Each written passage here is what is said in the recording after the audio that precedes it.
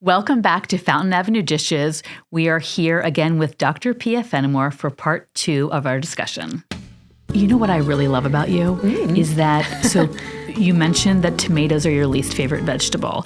Yet you've always enjoyed them in sauce. Yep. We had lunch together, I don't know, like a year ago, and you ordered a BLT, and I'm thinking, wow. And you told me so long. She's like, what are you doing? I know. I was like, this is like, are you going to pick the tomato out and just eat the like bacon and lettuce and mayo? And she said, I'm ordering. I feel like a BLT is an appealing way to eat a raw tomato.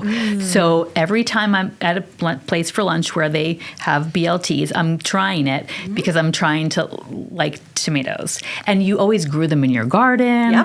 And I always marveled at that. And it is, I always said to my kids, it's fun to like a lot of things and to just enjoy variety. Yeah. And I really want to know what happened to you as a child. Where do we have a tomato incident we need to talk about? But I love that you they're like my mom's favorite food, so I think it's just there's like maybe a little thing to unpack. I there. love that you were just still keeping an open mind. That's It's great, a texture thing for me. The seeds and the like gelatinous nastiness, especially like a cherry tomato. Ooh, I don't think I'll ever pops like right them. open in your mouth with the no. seeds. I can. No. So I don't think I'll ever like those. But Anna's right. I mean, I've discovered I love bacon. I like lettuce. I like mayo. I like all the stuff on a BLT. So I'm like, okay, let's learn to like these tomatoes. And actually this summer I got so that the tomato could be pretty thick. But now the tomatoes are gross. Yeah. So I think I'll have to revisit that in the summertime. I can eat a grilled cheese and tomato as well. I've learned to do that. So I'm getting there with the whole tomato thing, but it's a texture thing more than anything for me. I admire how you continue to challenge yourself, though. That's, impressive. I don't know if we want to revisit a more kind of medical sided question, but I do think it's an interesting topic, and we could probably spend an entire episode on this. But BMI. Yeah. I think it's something that we have learned over the years as adults, as for our kids, to use as this like benchmark of like how we're doing health wise. Do you want to comment or talk about how BMI was originally developed, how you use it as a pediatrician, and kind of like maybe what parents need to care about most when it comes to BMI? Yeah, I'm not sure I have my facts straight about how it was originally developed. I have my ideas, but I'll leave that to you guys. Okay. I will say that I tend to not be a numbers person when it comes to pediatrics in terms of I really look for trends, not numbers. So the first thing that's going to pique my interest is not necessarily what that child's BMI is, but how much it has maybe changed in the last year, because it's usually once a year I see them.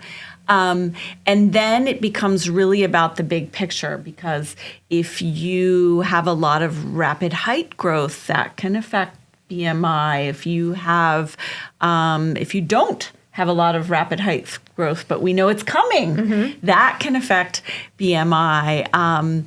If you have started going through puberty, that can affect BMI. If you've decided to start lifting weights, I mean, so, and really none of the things that I just listed have any long-term health negativities. So I really try not to just be like, oh, your BMI is over 25. What are we going to do? Because I think that's a very short-sighted approach. That said, we live in a very interesting world right now in that insurance billing and things like that is very numbers driven. So if I want to get someone a consult from someone like Emily, and I want their insurance company to pay for it, I have to pick a diagnosis. And so I might have to say elevated BMI, even though what I'm really worried about is the fact that they started lifting weights and they're doing a lot of like protein drinks and protein powders and trying to compensate for that. And that's really what I want the information on, but there's no ICD-9 code for that. So I have sort of, I think, a complicated relationship with BMI. Well, you basically went in a circle and said the beginning at the end and a person from an insurance company invented BMI. See, that that doesn't makes surprise sense, right? me. This is not like a healthcare Right. professional. It's someone, like you said, Yeah. who's trying to figure out how we bill things. So that's really interesting. Now, I also think, too, what parents maybe sometimes don't understand is a lot of times height and weight is used maybe not necessarily for BMI, but like on how much medication to give a patient, right? So that's why it's important sometimes to have an accurate height or weight. But also, Anne and I, we were curious too what your opinion was. The two of us have very strong memories of being weighed and measured at school. Are schools still weighing and measuring kids? If so, why? It doesn't seem like there's an answer for that. And what's your opinion on monitoring that at school age, like in the Yes, school? they are still doing it, and I hate it. Okay. I don't say I hate things very often. Ooh. Did you guys get that? She hates it. I think it's part of this law, and again, maybe we should fact check this, but I think it's part of this law that mandates that schools have to do that. They have to check for scoliosis, and they have to check hearing. Maybe one other thing, it's not vision, because I feel like it should be. I think it is vision because I still Well, get. I think that's optional. Maybe it's for optional. schools now. Okay. Most of them are still doing it, which is Okay. good. 'Cause that's actually something. I know. really- I feel like that one actually makes Yeah. a little bit more sense. Yes. Yeah. Yeah. So it's very frustrating for me for several reasons. One, we just talked about all the limitations around BMI. So sending a letter home saying your child's BMI is elevated or your child's BMI is low, lots of my patients get those too, really alarms parents and doesn't always give them the tools that they need to kind of understand what's being said and things like that. Fortunately, most of them call their pediatrician, which is good, but maybe not all of them, and I worry about that. Number two, you guys remember, you just said it, there is really no way to do that in a private way. I feel like there was so much embarrassment Yes. surrounding that. There's so many factors. You know, they go Self-consciousness. down in groups. Yeah. Okay, so now everybody's watching. Yeah. Even if it's behind a screen or something like that, Yeah. you still can tell, like, which column did the school nurse write my thing in. Then there's the distribution of the letters, which used to take place very publicly. I think now they go out in the mail.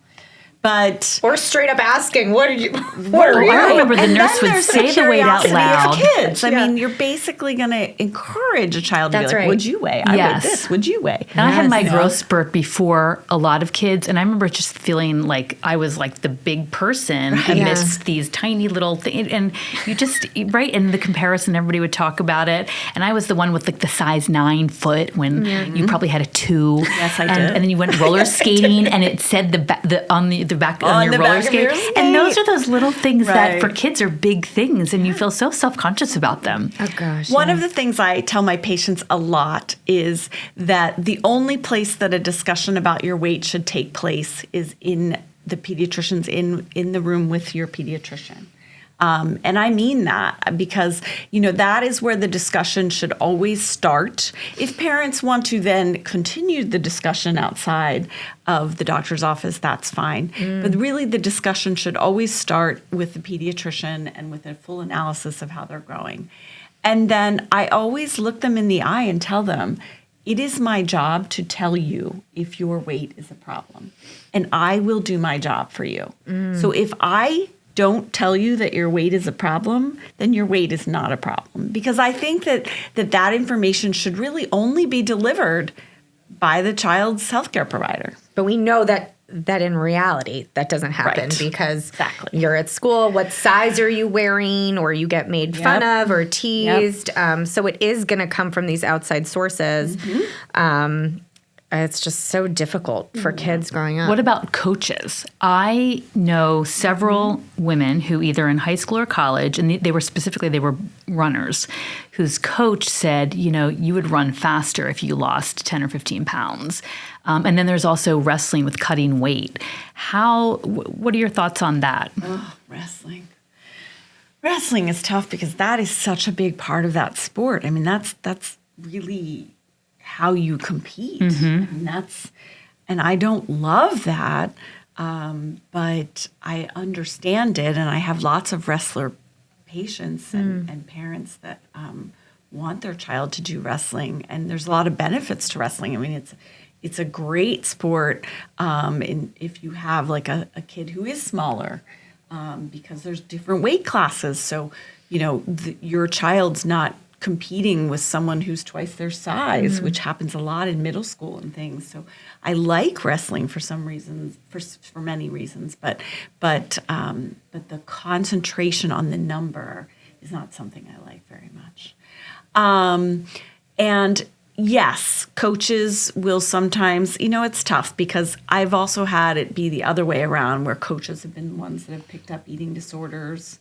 Coaches have been the ones who have, intervened in terms of like creatine and protein powder and overuse of that kind of stuff for a child. So I've seen it both directions in terms of being a harm or a benefit to the child's nutrition. That's true too. It's like another grown up. Yeah, that's true. And I should say that my experience with coaches are generally they're fabulous, and they're giving their time and energy, and not because they're getting a big paycheck for it, but because they really are passionate about the kids and the sport. And But I guess I would just say I would never advise my patients on the best way to place a pole vault or the best way to throw a football or things like that. I would never tell my patients how to learn their times tables or things of that nature. So I guess I would just say to coaches and teachers and some of the people that may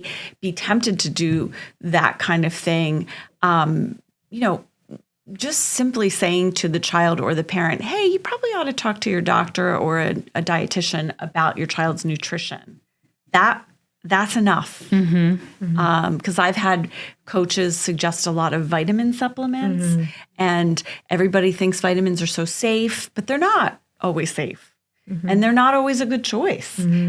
So I just really would kind of say, hey, if you think a child would benefit from some other way of eating or a supplement or anything like that, just get involved, reach out to the parent, but advise them to talk to their pediatrician or a dietitian or someone who can really advise them with expertise. Yeah, if we all stay in our lane and refer to the people who are the that was a nice way of saying stay in your lane. Yeah, it's so Maybe true. put the turn signal on at least, so like stay in your lane. That is so funny. It's talking about the supplements, vitamins. I know as a parent with a child who had kind of more of like the limited intake early on. There is this struggle where you think, okay, I think they need a multivitamin. When do you recommend a multivitamin for a child maybe who's not eating everything that's being served to them, or any other vitamin or supplement? Yeah, very rarely, because in general, our diet, even if it's a restricted, limited diet, is pretty comprehensive. A lot of our foods are supplemented, things like that, especially the ones kids eat, cereals, stuff like that.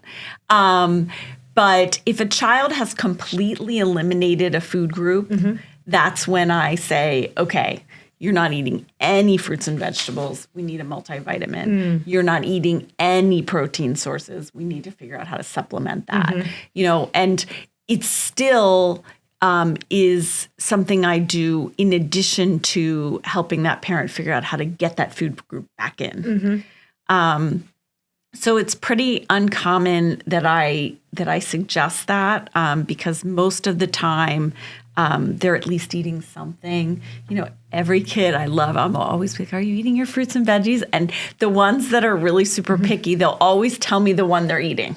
That I feel cucumbers. Sometimes. I'm proud I got of one. It's a pickle. It's a pickle. I got it. Yeah. I never know if I should count pickles. A lot of kids say pickles. It's a cucumber. It's a vegetable. 100%. Yeah, I think I can give them credit It's what for you that. get. You get the vitamins. I in never there did, and Emily made me see it as a vegetable. Okay, Yeah. okay, I'll do that. Hey, I have to. It's vegetable plus vinegar. I don't call them out on it, so yeah.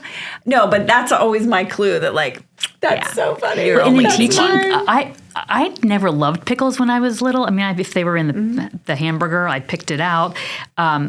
But in teaching a lot of kids cooking classes, I was shocked how many kids love pickles. Yes. My son's favorite food is pickles. Yeah. So I guess a lot of kids like the tangy. Yeah. Mm-hmm. Well, I think it's so interesting as a seasoned pediatrician how little you're recommending a multivitamin. But if you go to any pharmacy or any supermarket, you have shelves and shelves of billion-dollar industry multivitamins. Yeah. That's like a really big disconnect. And I feel like for parents, that can be very confusing. Why am I not buying this for my child? Clearly other people are. Like clearly, they're trying to sell me something, and it's not only just a multivitamin, it's multivitamin plus like immune omega-3 and whatever it is. Yep. Yeah, we just have so much information coming at us that it becomes hard to see through it sometimes. And I think to your point, you just go back to basics, go back to the person who knows the most in that regard.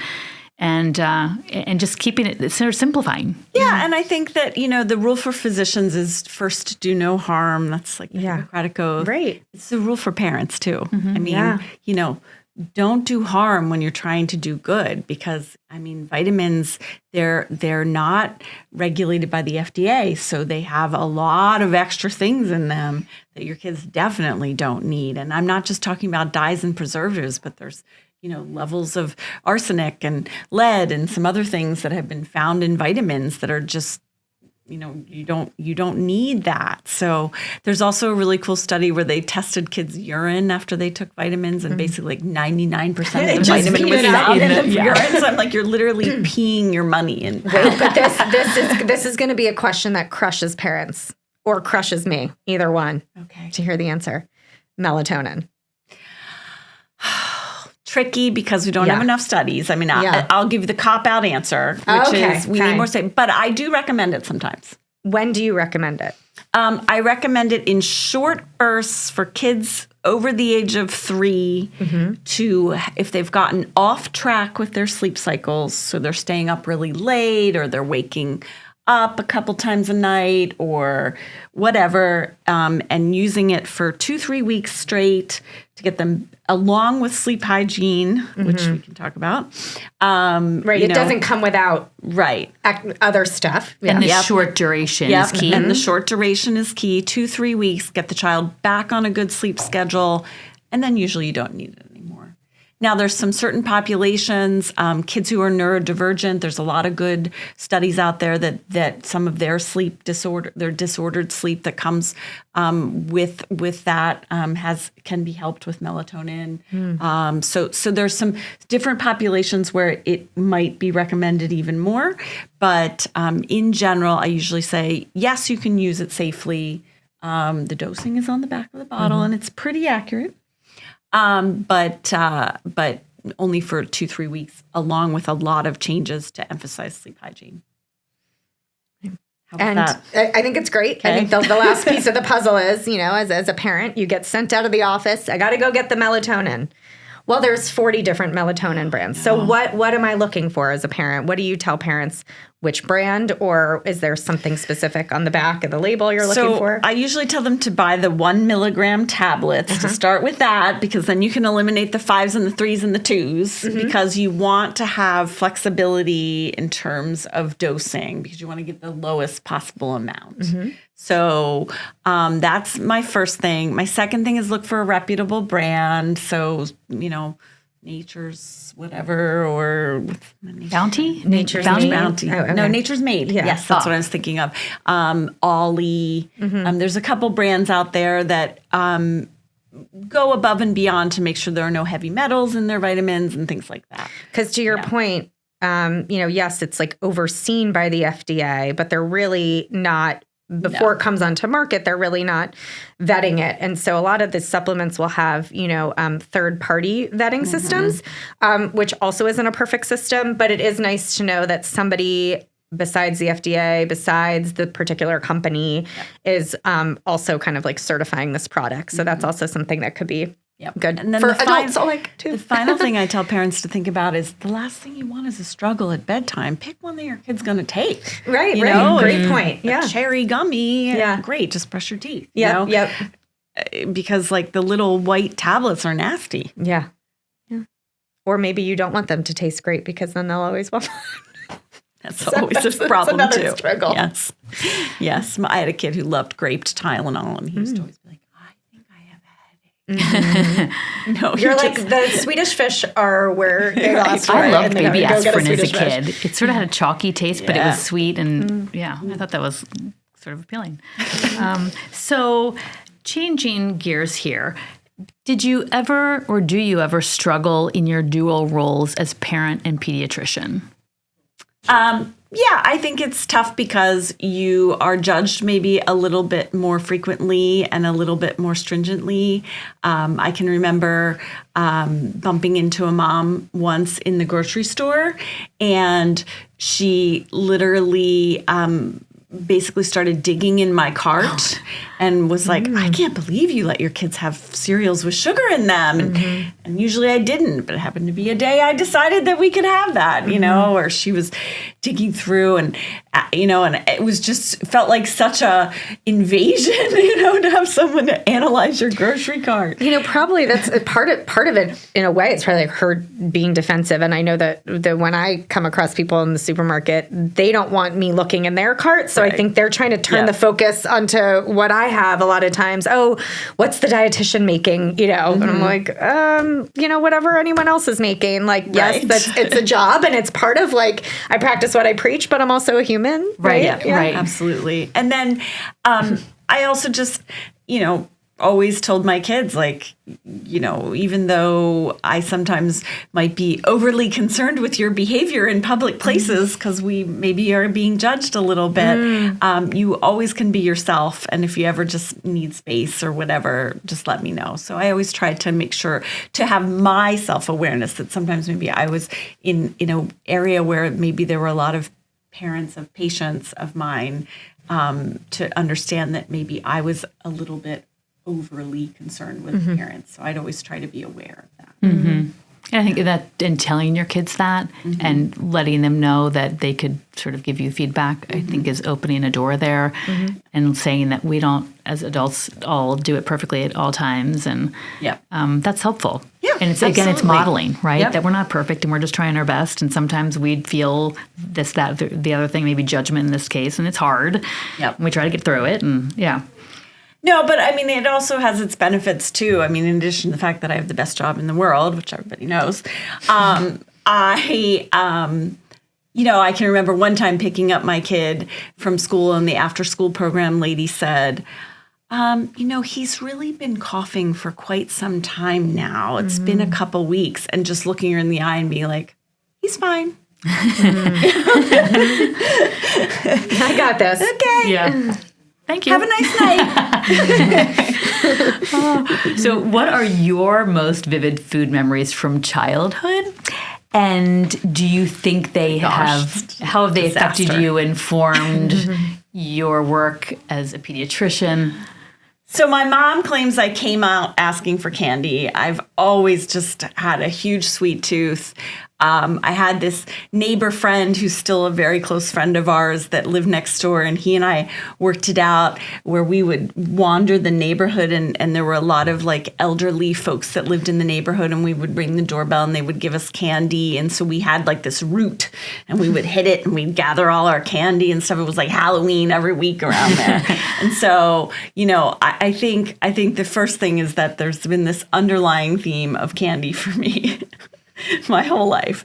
But I also was a picky eater, but I had a lot of strange tastes to this day. But since I was a child, my favorite food is steamed clams, which is not something that most 5-year-olds love, but I did. They are delicious. They are really good. And so I was always kind of the person that just had little things I didn't like. I love peanut butter, but I don't like jelly. So, you know, everybody was always handing out the peanut butter and jellies, and I just was always like, oh, I don't like that, you know. Christian loved peanut butter and jelly, but not together. So for quite a few years, he wanted a peanut butter and jelly sandwich, but half peanut butter, half jelly. So that is how I would pack his sandwich. I don't really like jelly in general. Like, that's another thing I've sort of not gotten accustomed accustomed to eating. Although that strawberry jam from Anne makes Rachel's, awesome. yes. Yes. Yeah. Oh my gosh, that that's is so very good. good. Yes. But I would not eat that with peanut butter. Yeah, there you go. Just a good piece of toast. So my food memories are, but the other food memories I have is just my parents always prioritized family dinner, and they both were working, and there would be sometimes where my dad would pick me up and take me into the hospital, and we would have family dinner in the hospital cafeteria because my mom was a nurse and she was working a shift, and so we'd all meet and have dinner in the cafeteria, and I became very accustomed to hospital food. In fact, it was kind of cool because you could pick out what you wanted.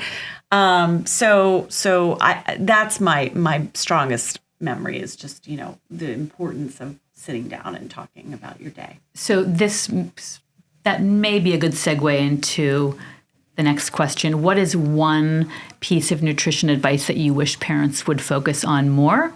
And what is one that you wish they would not worry about?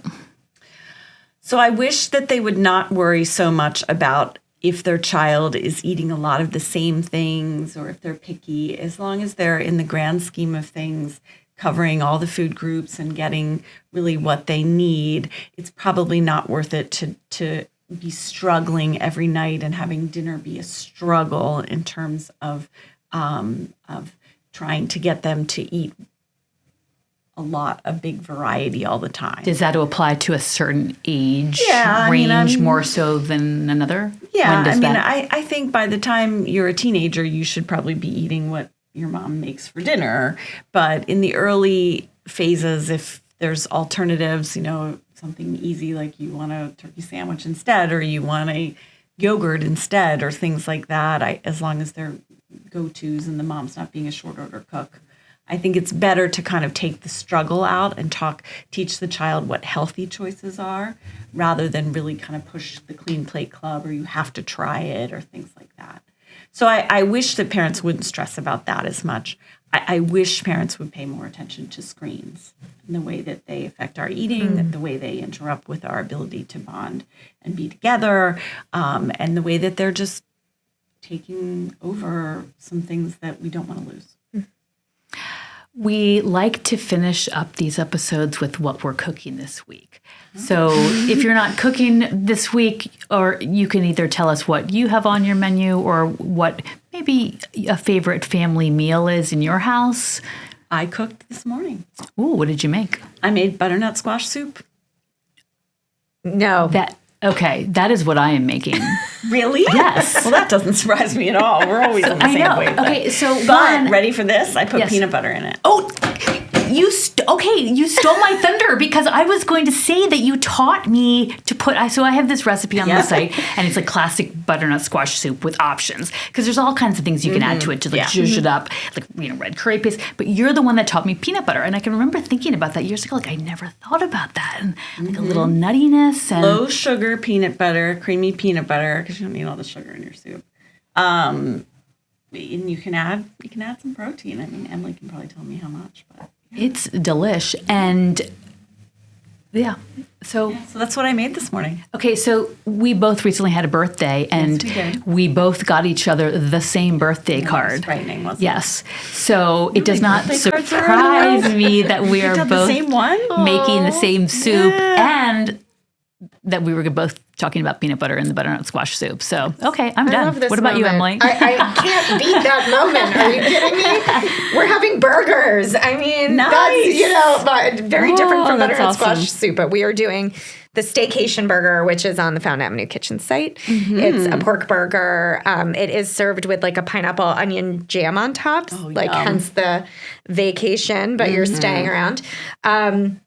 Some of us in our house like it, some of us don't. But I make the the red wine vinaigrette off of our site as well, which I just put over like a simple green salad. And some of us like to put it on the burger. Some of us like it on the side. So it's kind of like a build your own burger bar tonight. And by the way, we will put links to these recipes in the show notes. Yep.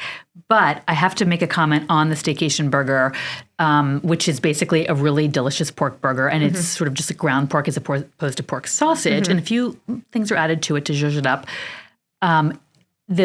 You can do it with just your original way of doing it was with the simple barbecue mayo. So if you don't want to make the pineapple onion jam, you don't have to, and they're still fabulous. My older son, who doesn't tend to cook much, when he was in his first apartment, he made those pork burgers every single week. It was like the one thing he could pull off easily. He loved it, and he'd get like a simple bag salad to have alongside, and he, I think, pretty much, lived maybe not the variety we wanted, but he was cooking and learning to there you go. a few skills in the kitchen. So those burgers, they are so good. Yeah, that's a whole podcast in itself. You should bring all those young 20-somethings in our lives and talk to them about what they're cooking, because, I know mine makes one meal and eats it the whole week. One big, massive meal. Very economical. Yes. He also pays attention to how much he spends on groceries. I often get texts complaining about how much the price of hamburger is or whatever. And I'm like, yeah, welcome to my world. But that would be a really fun podcast. I think that's a great suggestion. All right. And boys, get ready. You're getting the calls from mom. And I think they would actually have a lot of fun doing that. Yes. So thank you so much for joining us. This has been fun. It has been informative. And it's just really had a privilege having you here on our show. Thank you. Right back.